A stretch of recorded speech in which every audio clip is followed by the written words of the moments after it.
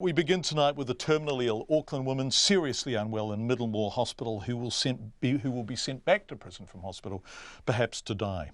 Now, what's not in dispute is that Vicky Latelli was guilty of fraud. In March, she was sent to prison for 3 years for using fake documents to obtain mortgage finance for low-income families who wouldn't otherwise have been able to get finance. She then sold those families properties at a profit. None of that is in dispute. But in prison, Vicky Latelli became seriously unwell. A convicted fraudster in the first months of her sentence, she appears to have struggled to persuade prison officers at the women's prison in Wiri of the seriousness of her illness.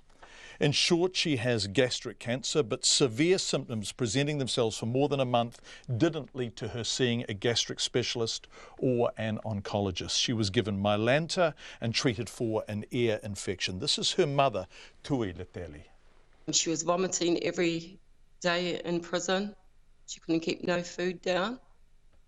She got weaker and weaker. She was vomiting a black vomit.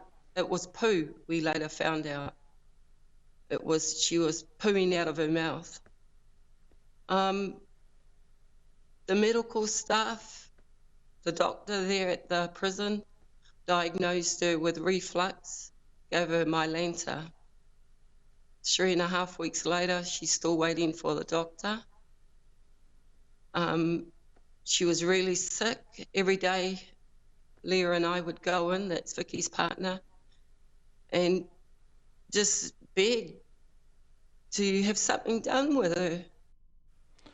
Tui Latelli, eventually chronically unwell, in acute pain and losing weight, she was taken to hospital. But as a prisoner under medical transfer, her mother was repeatedly denied access to her. However, at Middlemore Hospital, Vicky Latelli was diagnosed. Here's her mother again. We arrive at the hospital and we're not allowed to be in the room. 2 days later of me sitting in the hallway, I've been asked to leave every day. I'm not allowed to sit in the hallway of the hospital. The doctors come in to see Vicky on the Monday. I'm sitting in the foyer, and they tell Vicky that they think she's got cancer, that the x-rays show that she's got a tumour growing. Tui Latelli. But Vicky was only a short way into a 3-year sentence.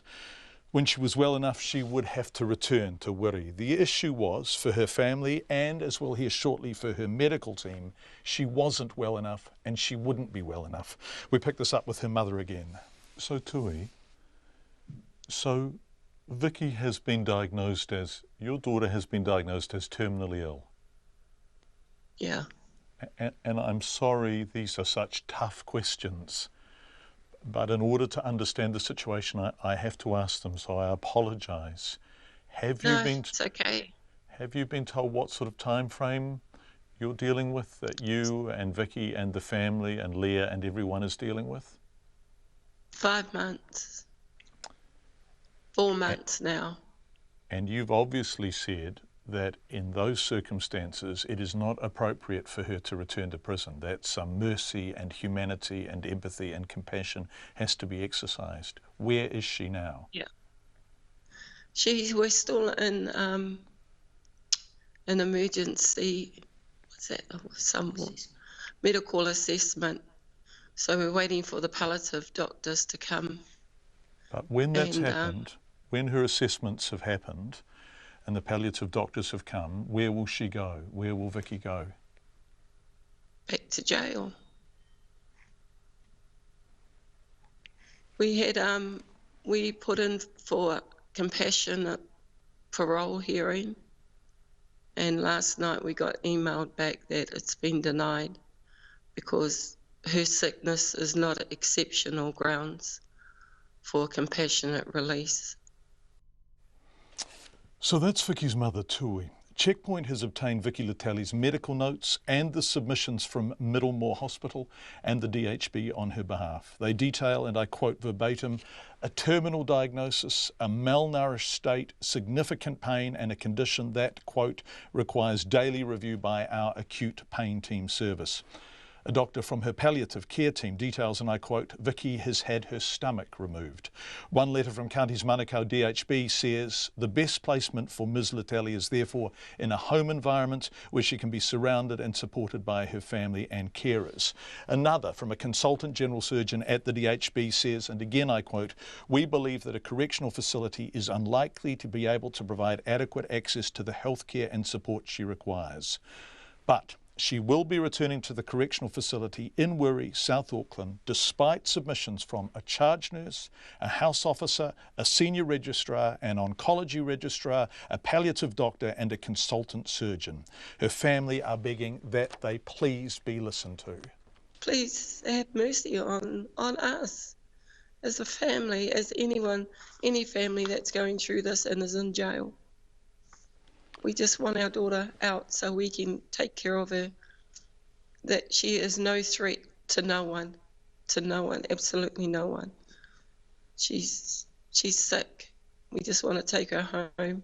We want her and the boys, her sons, to have time with their mother. Please, please. That's Tui Vitali, Vicky's mother.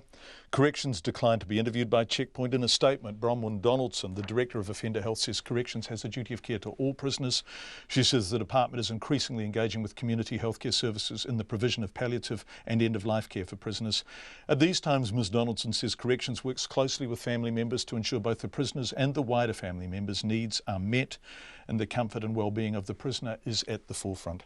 The Corrections Act 2004 places an obligation on the department to provide a level of medical treatment that is reasonably necessary and a standard of healthcare that is reasonably equivalent to the standard of care available to the public. For treatment purposes, a prisoner is permitted to leave prison, usually with a prison escort. The Parole Board has also declined to speak to Checkpoint, saying the decision to deny compassionate release or an early parole hearing speaks for itself.